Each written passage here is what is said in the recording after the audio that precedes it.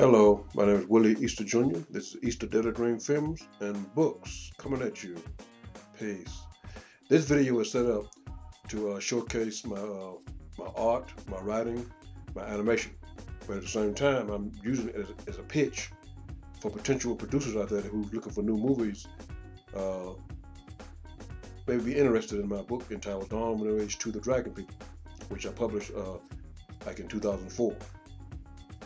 Now this is the cover of my book, Dawn When Age to the Dragon People. A close-up shot of it. And as you see down the bottom, it says by Easter Jr. or Easterj, whichever you prefer. And I'm going to give you a crash course on how I got it from idea in my head to the written page. I'll show you the manuscript and the proofread version of it, among other things. Because now it's time to get back down to business, to the thing that I enjoy, my animation, my writing, pretty much things that I first started out when I set up my YouTube page, and things I was doing before the YouTube even came along. So let's get started. Again, my name is Willie Easter Jr. and this is Easterj Films and Books.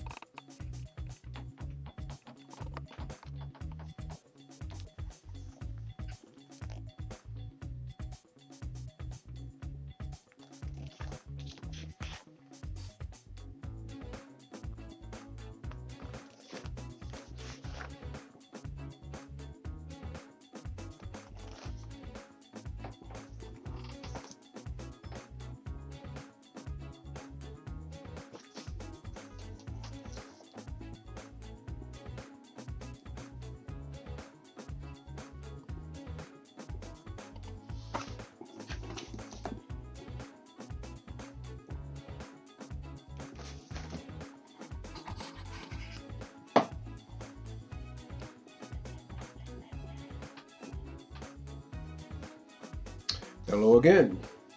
Again, my name is Willie Easter Jr. This is Easterj Films and Books. What I'll start with is a brief look at my book entitled Dawn When Age to the Dragon People. Now this was a finished product that I published back in 2004. But before that took place, it was all just an idea, a dream that I wanted to bring into reality. I wasn't going to let anyone stop me because of my race, age, internet. When I first started writing, I was about 15, 16 years old. And I started writing those short stories, comic book scenes, stuff like that. And I continue to write them to this day. But over here, I have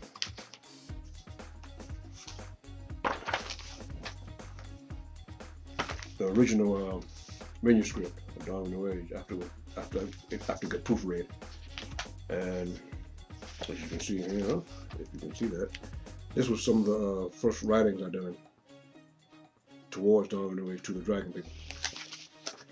After I got it proofread, I went back and made my corrections, and then it became presentable manuscript. That's this, Dawn When Age to the Dragon People.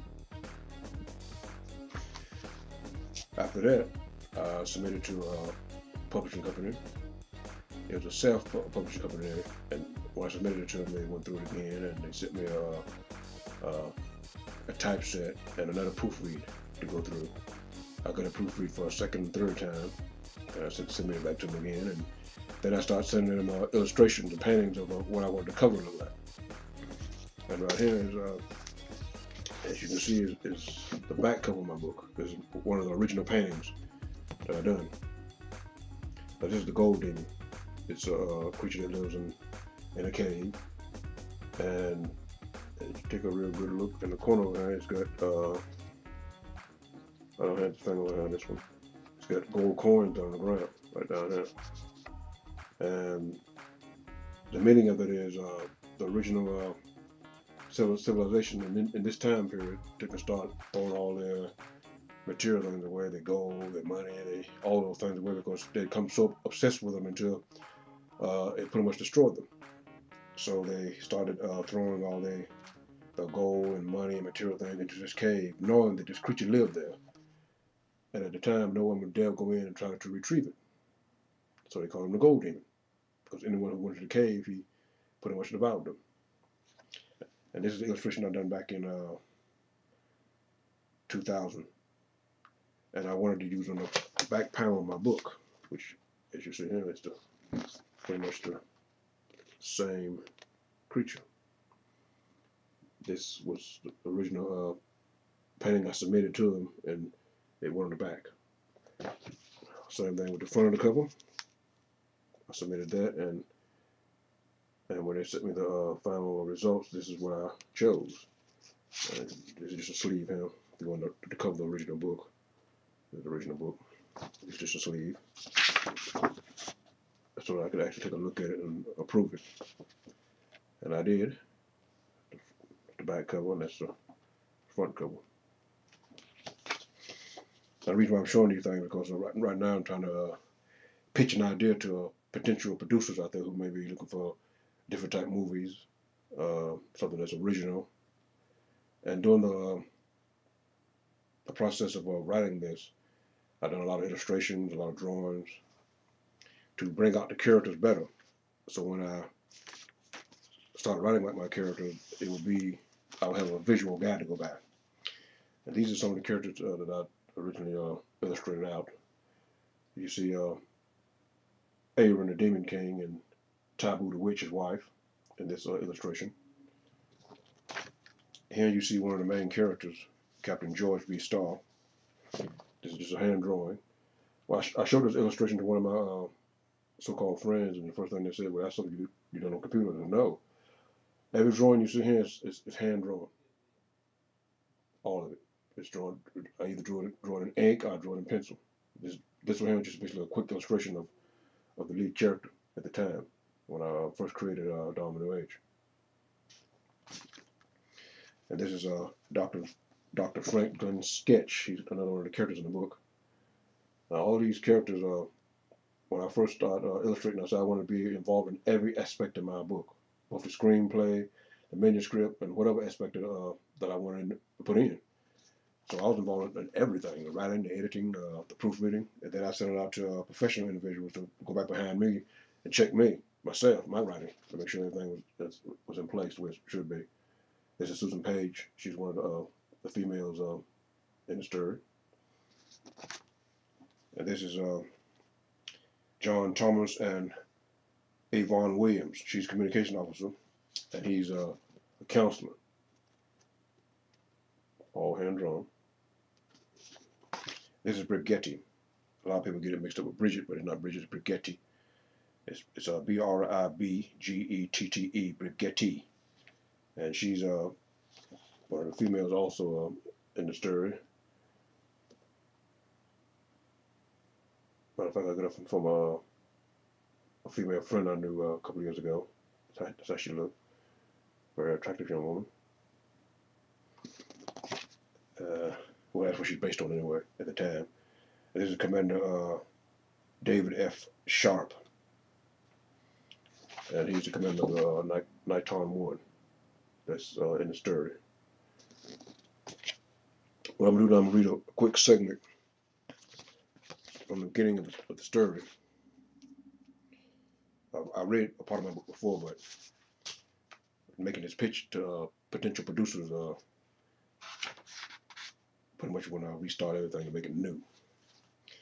Now this is a dedication that I wrote after I read a book. I forget the title of the book because at the time I read the book, I read two books at the same time. I read one book entitled The Day Christ Died, and another one called The Life of Christ. And I pretty much got this from that, but I reworded it just a little bit, but it still meant the same thing. I was just taken from my book, Dawn on the Age 2, The Dragon People. That's a cover of it. And it reads, freedom is not an heirloom, but a life. Once received, it does not continue to exist without effort. As life must be nourished, defended, and preserved, so freedom must be repurchased in each generation. And that's the opening of my book, Dom No Age 2 of Dragon People.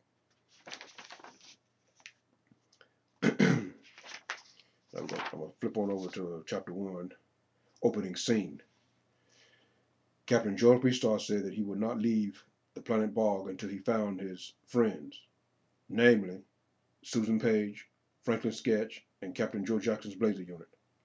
The search had taken him and his search party deep into the forest of Bog. Along the way, he and his search party found the remains of Captain Jackson's Blazer Unit. It had been 10 days since the search had begun.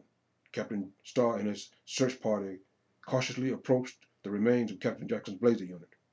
Everyone was on edge and tense. The forest was hot, and the humidity was high.